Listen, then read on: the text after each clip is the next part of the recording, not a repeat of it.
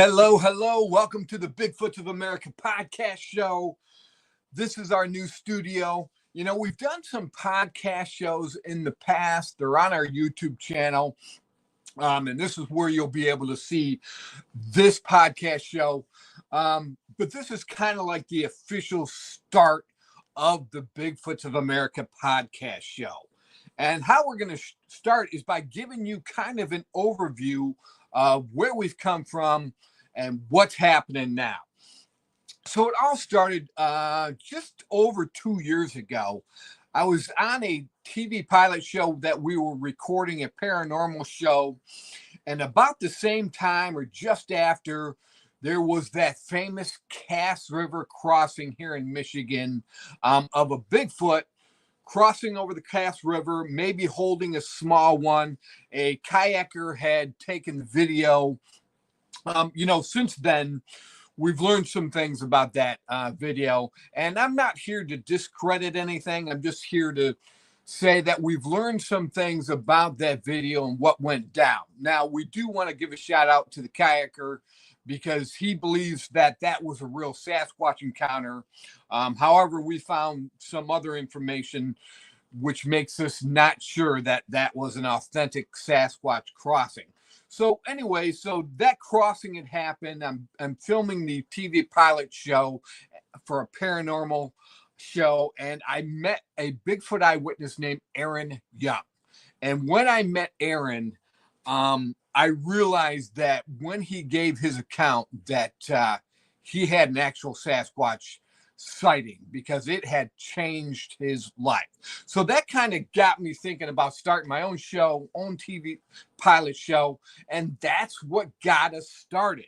And that TV pilot show is called Bigfoots of Michigan, and you can see over my shoulder, you can go to bigfootsofmichigan.com and get all the information about that TV pilot show. And actually, we just finished season 2.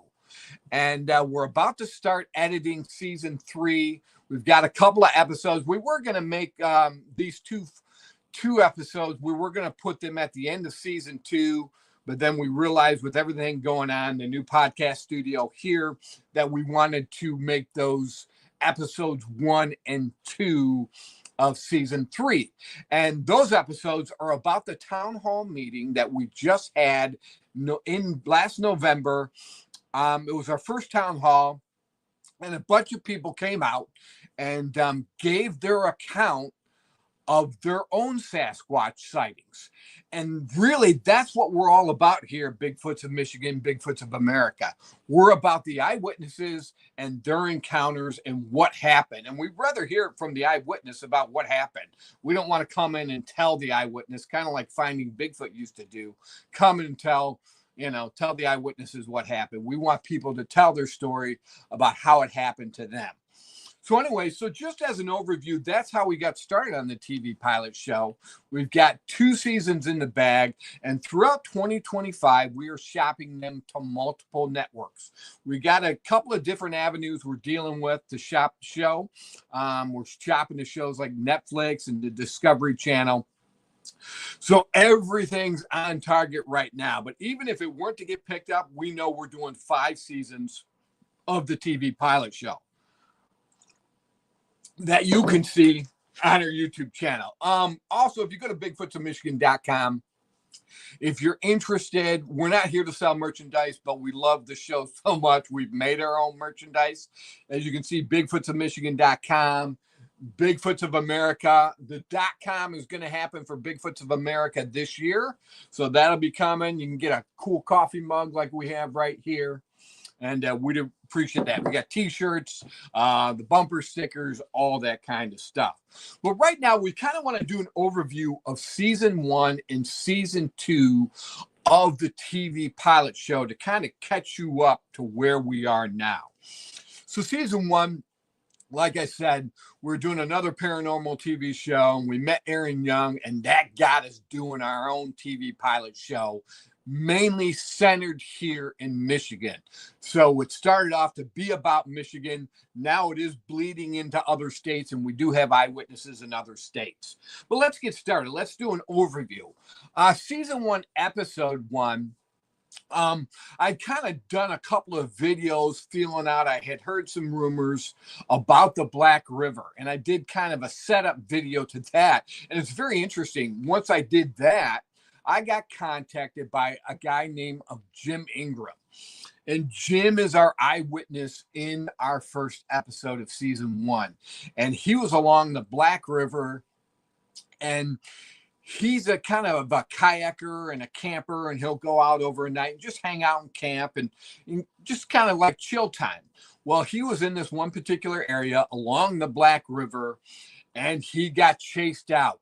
He was kind of had his campfire set up in the corner of like a rectangular field, and on two sides of that, behind him and to the side of him, he felt there was two Sasquatches that were just screaming at him. He said it was so loud, like a lion. And so we went out there, we met Jim, we met his son Aaron, and we went through the area, and immediately we found footprints. Laura and I did. And Jim also had some pictures of some footprints, and that kind of started this whole ball rolling.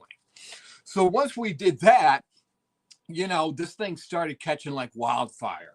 A guy by the name of Danny Skinner got a hold of me, and he's a wood carver. And you see over my shoulders, we've got this Sasquatch here. His name is Skinny, nicknamed after Danny Skinner. And Dan carved this Sasquatch here, and I'll move the camera a little bit, and this big Sasquatch up there. We still got to get a name for him, though, so we might hold a contest for that. And then our newest little guy down here, the baby Sasquatch right here. We just picked him up from Danny. So that's a new creation from Danny. So Danny Skinner, wood carver, he started carving Bigfoot after he had his encounter. And the brief overview of that is Danny's always out in the wilderness, always out in the forest. He lives off the land. He's an avid beaver trapper, squirrel trapper. He's got hounds, all of that. Well, one day, it just happened he didn't have his hounds with him. He was being very quiet as he walked. He was thinking. And he came up over a hill to check one of his beaver traps. And instead of finding a beaver caught in his trap, he sees a Bigfoot in the beaver pond, ripping the beaver hut or the beaver's home kind of apart. And once Danny's coming up over the hill, he figures this Sasquatch heard him coming, had left that beaver dam, and was moving across the pond in the opposite direction of Danny. And the Bigfoot grabs hold of a sapling on the other shoreline, steps up on the bank, looks back at Danny and gives a "Huh," and then walks off into the forest. So that's an overview of episode 2 with Dan Skinner. And that was called the Butternut Creek Bigfoot. So check that one out. The first episode with Jim Ingram was called the Black River Bigfoots. And then that episode with Danny Skinner was called the Butternut Creek Bigfoot. Third episode, I told you about, I met Aaron Young at that Paranormal Pilot filming. And so I wanted to get back with Aaron Young. And so we went to Gladwin, Michigan. We met Sasquatch eyewitness Aaron Young, and he gave us an account of what happened to him many years ago. And what was very interesting about this episode, Aaron had not been back to this location until we filmed this episode. And in that episode, Aaron was out camping with some high school buddies, and they're sitting around the campfire. And then one of them notices a big biker guy squatted down behind Aaron. And when all the guys turn around and they look at this, it's not a big biker guy, it's a Sasquatch. And this Sasquatch stands up and gives out a huge scream and chases Aaron and his high school buddies out of there. And they get in their car, and as they're driving off, they still see the thing standing there screaming at him. So Aaron's my age, in his mid-50s, and he hadn't been back to that location. And as you'll see in that episode, it definitely affected Aaron being back there at that location from so many years ago. So then from that, the show's going, the fanfare's getting out there. We got contacted by a guy in Slemp, Kentucky. And if you look back there, there's a key on the wall. That is the key to Hazard, Kentucky. So when we went down there and we filmed, the mayor gave us that key. And we went out with Shawnee Indian Hank Kress. And so episode number 4 of season 1 is called the Shawnee Sasquatch. And we went up into Appalachia and back into the mountains to a location where Hank believes there to be a big clan of 10 plus Sasquatch. And we got up there, we got some sounds, we got some wood claps, we got a grunt, we did some gifting. And there's this one part in the video where Hank, I think it was off camera, had mentioned that, well, on the side of that mountain is where they go up and down. And for me, I'm always looking for hard evidence. And sure enough, I walked to the side of that hill and there were footprints all over it. And as you see in the episode, we check out some footprints that are like 22 inches long and with a 5 to 6 foot stride between them. And so we found the evidence there. I felt those were real rock claps and a grunt that we had heard after Laura did a call. So check that episode out. And then that led us to Escanaba, Michigan. So we're back to Michigan. And we head up to Escanaba, Michigan, and we meet married couple Kim and John. And Kim and John are 2 former BFR members. And they have just a handful of sightings and encounters that they have experienced through their lifetime. And so we sat down with them, and actually episodes 5 and 6 of season 1, we get all their accounts of Sasquatch sightings. One of the accounts they talk about, actually a friend of theirs had seen, kind of was coming up in the UP, was driving his car, and it looked like some roadkill, like a dead deer on the side of the road. And it looked like what he thought was a bear feeding on the dead deer carcass. Well, when this bear lifted up its head, it had the face of a man, and then it stood up, and it was clearly a Bigfoot. So that account was just one of the cool accounts from that episode. So check that out, episode 5 and 6. Those episodes are called Tales of the Mishfoot. Part 1 and 2. We like to nickname the Michigan Bigfoot around here the Mishfoot. Then we move on. So, like I said before, this just kind of lit up like wildfire. It sparked it, Then we start getting contacted by people in Tuscola County, Michigan, which is not too far from where I live in Sandusky, Michigan. And we start realizing all the sightings that have been happening around the Cass River here in Tuscola County, Michigan. And we meet up with Chippewa Indian Aaron Spencer. And Aaron's a good friend of mine now. And he has had just a lifetime of Sasquatch encounters and sightings.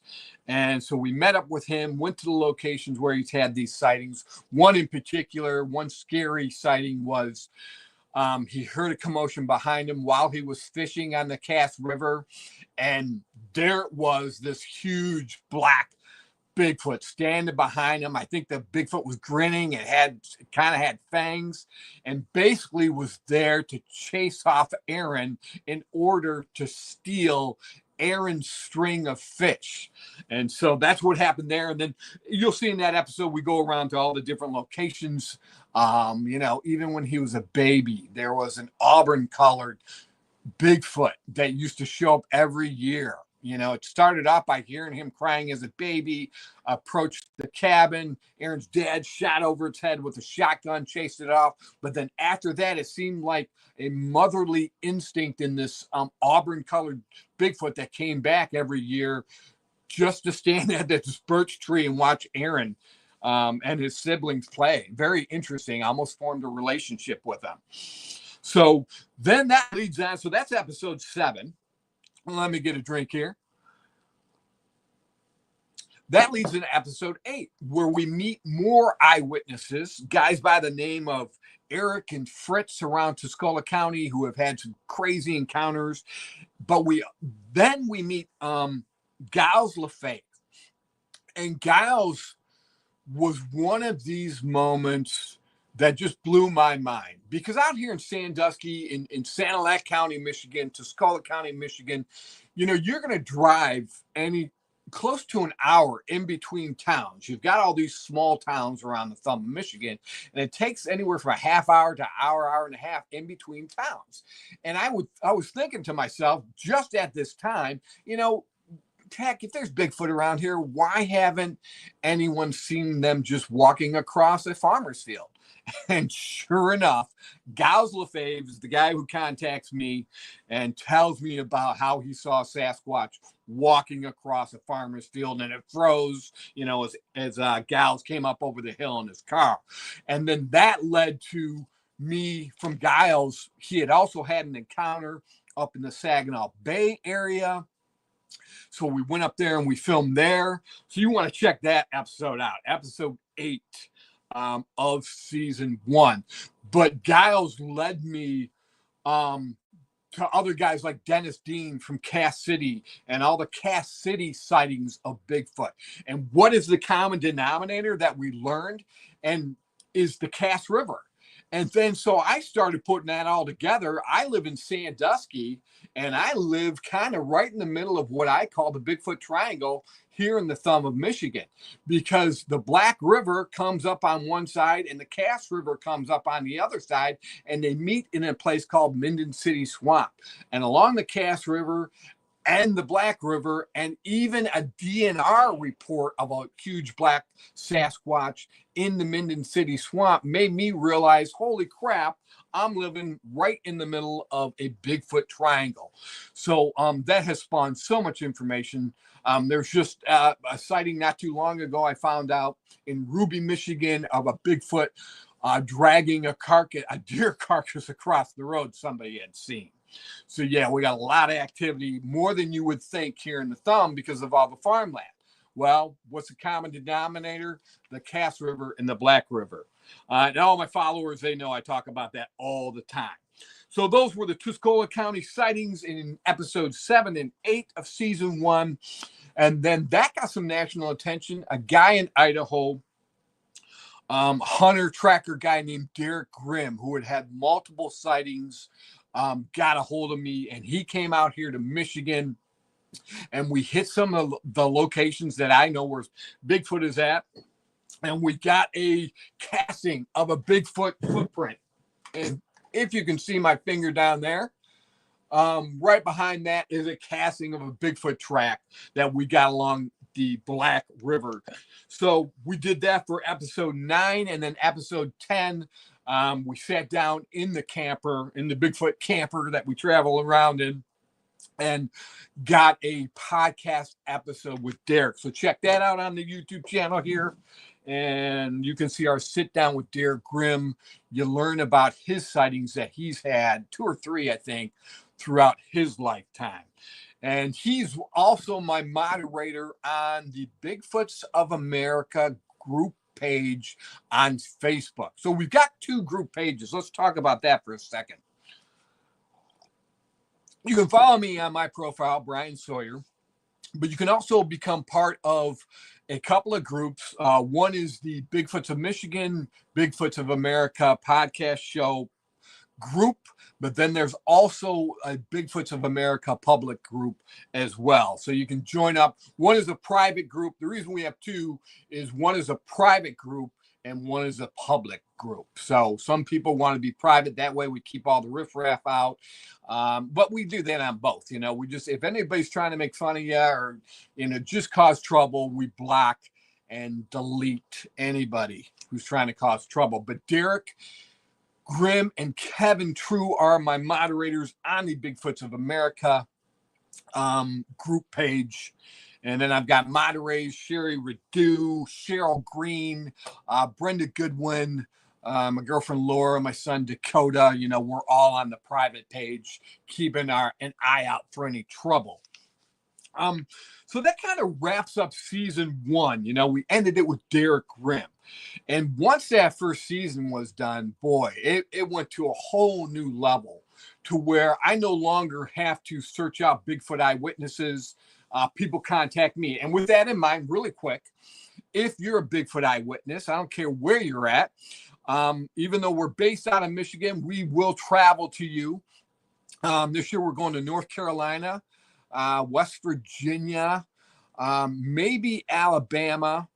Not sure about Kentucky yet. We got a couple of to figure out, and we're going to Ohio to do an episode.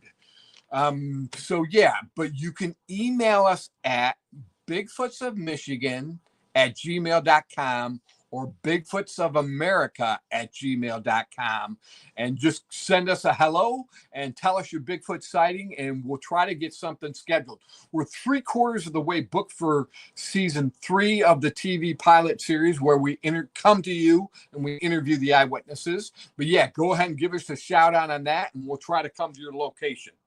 So with that in mind, that wraps up season 1. So wonderful first season. I couldn't have asked for anything better. But then, like I was going to say, that exploded like wildfire, and we started getting contacted by everybody. And that led to our season 2. And so our season 2 episode started with Sherry Redu was episode 1, and her episode is called The Guardian. And Sherry lives in Traverse City, Michigan. So we travel it up there, and not too far outside of Traverse City, Michigan. Sherry shows us the place where it happened. Sherry's like a rock hunter, and she sells special rocks, has her own online store.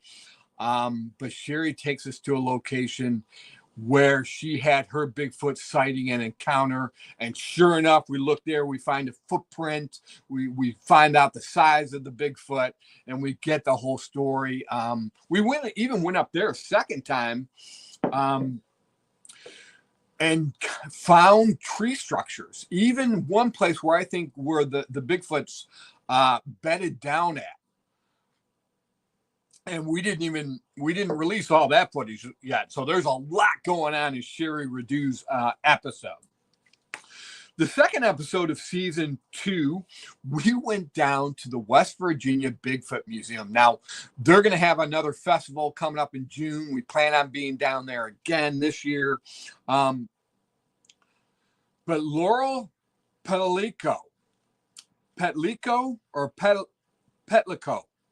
Laurel Petlico is the curator at the West Virginia Bigfoot Museum and puts on the festival every year. She is our season 2, episode 2, and it's great. We go down there and we just do a quick run through of the West Virginia Bigfoot Museum. So check that episode out. She was wonderful in hosting us. Then episode 3 happens. We no sooner get back, and I get a call from a guy back in Tuscola County in Dayton Township, a guy by the name of Caden Lewis, south off of I-46, which is a highway which runs between Sandusky and Mayville, south of Cairo. Says, hey, I just saw a Bigfoot just off the side of the highway. So we run out there for that episode. We get a measurement, and this is what was so scary about this one is, quick overview, Caden Lewis sees this thing. He says it kind of looks like a LeBron James type figure. And we get over there and we do a measurement. And we didn't reveal this because at first we thought, well, no, here in Michigan, they're only around 8 or 9 feet. But we get a measurement of anywhere from 12 to 14 feet on this Bigfoot. And it was hard for me to believe at first, but when I saw Caden's reaction, like he got kind of scared when he realized how big this thing was. And then I talked to Val Savala, who has just a ton of data here in Michigan. He's a guy to talk to. He has so much information. Val's always been so kind to me, and I appreciate that. But he's the one who let me know, yeah, Bryan, they can get up to 14 feet tall here in Michigan. And I think Kim and John out of Escanaba had told me that as well, which was hard for me to believe. But yeah, so we got a 12 to 14 footer on that quick episode. And that was episode 3 of season 2. So from there, we meet Angie Elizabeth. She gets a hold of us, and man, thank goodness for Angie. She just took this thing to a whole nother level, because at the time, I'm still learning. I'm kind of a rookie when it comes to Bigfoot. Angie's episode is called, first of all, My Life with the Bigfoot Family. So we get out to Angie Elizabeth's residence, which we want to keep a secret, but then also in surrounding areas. And we see the activity. She's got footprints, pictures, so much evidence out there. Hair, she's got hair samples. But she's the one who opened our eyes really about these things cloaking, being able to cloak, and also being interdimensional. So check out that episode. Man, I think she's already got like 45,000 views on that episode. That was an eye-opener, and Angie Elizabeth informing us that these things are interdimensional. So that took the show to a whole nother level. After that, Jim Sherman, member of the BFRO, longstanding Bigfoot investigator, researcher, so much knowledge. Because I'm so new in this subject, we went and met Jim up at his White Cloud cottage, and his episode is called Bigfoot 101. And he kind of gives us a quick overview about what Bigfoot's all about and what you'll find and what to be aware of when you go out in the woods. So Jim Sherman, man, just a great guy. I can't say enough about Jim either. So that's a wonderful episode. That's episode 5 of season 2. Then I get back here to Sandusky, and I get contacted by Cheyenne Sweet out of, Croswell, Michigan. Yeah, Croswell, Michigan, where she had a sighting when she was just jogging down a dirt road, and she sees this Bigfoot, fiddling up in a pine tree. And her episode's called The Pine Tree Bigfoot. And we sit down with Cheyenne and talk about Bigfoot, and then she takes us to the location of where it happened to see what happened. And that's when I learned that, boy, they can eat not only the sap, but the pine needles for nutrition. Then that led us to Scott Brush, good friend of mine, Scott Brush now, and he will be a co-host at least probably once a month on the podcast show. Derek Grimm and Kevin True are going to be co-hosts as well, and we'll be able to do guest hosting as well. So if you want to be on the show, let us know. We can either come to your location for the TV pilot series, or we can get you here on the podcast show, make it easy where you can stay at home and just be on your phone or your laptop. But we meet Scott Brush from Monroe, Michigan, and we learn about the history of Monroe, Michigan, with Sasquatch sightings going back to, I think, the War of 1812, where the Americans are fighting the French, and while this is going on, I believe it is, there's Sasquatch climbing up over the fort walls and stealing the supplies of the Americans. So, yeah, that was crazy. And then Scott brings in the narrative of the biblical narrative. Like, okay, are Bigfoot actually the lineage of Cain? Are they part of the curse of Cain from the Bible, where Cain killed his brother Abel?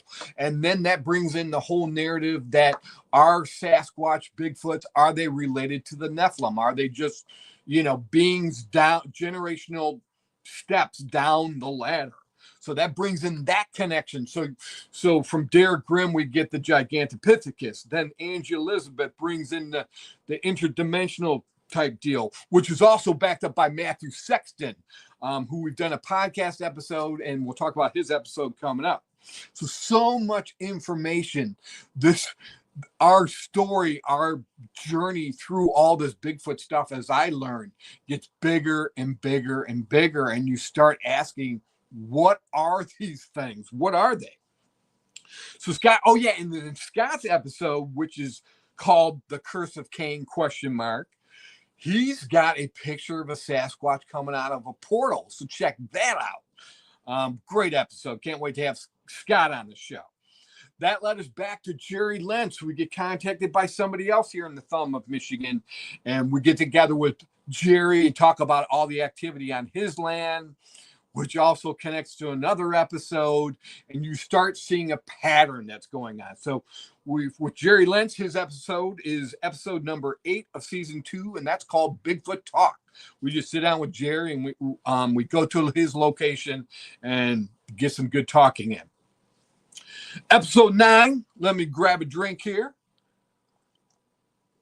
Episode 9, we kind of go a little bit of different route, and we meet up with author Jim Wilhelmsen, and his episode is called Bigfoot, UFOs, and Beyond Science. So Beyond Science is the book he's wrote.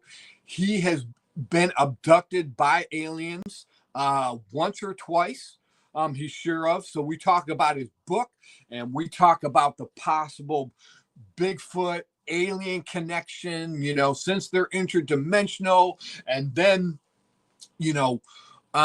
we've had this narrative that goes back and forth. I was on the L.A. Marzulli show, and L.A. Marzulli believes that all of these Bigfoot are bad and part of the end times narrative, and then Jim assures me, no, there's some good ones. So then we learn about that narrative. There are some good ones, some bad ones. It's just like people, So sit down with Jim in episode 9 and talk about his book and talk about Bigfoot as well. And that was a great episode.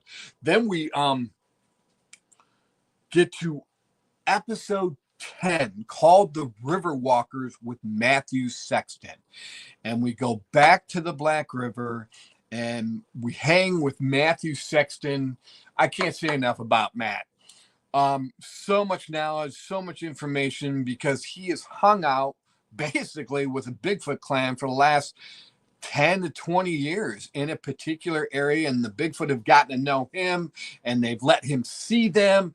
He's also walked into a portal. If you check out his episode called The River Walkers, episode 10 of season 2, Matthew Sexton, he walked into a portal and had the physical effects of that. We don't know if it was the actual walking into the portal that caused the physical effects of him getting sick, or if it was the infrasound coming from the Sasquatch to get him to get back out of the portal. But we find tree structures and just a ton of footprints.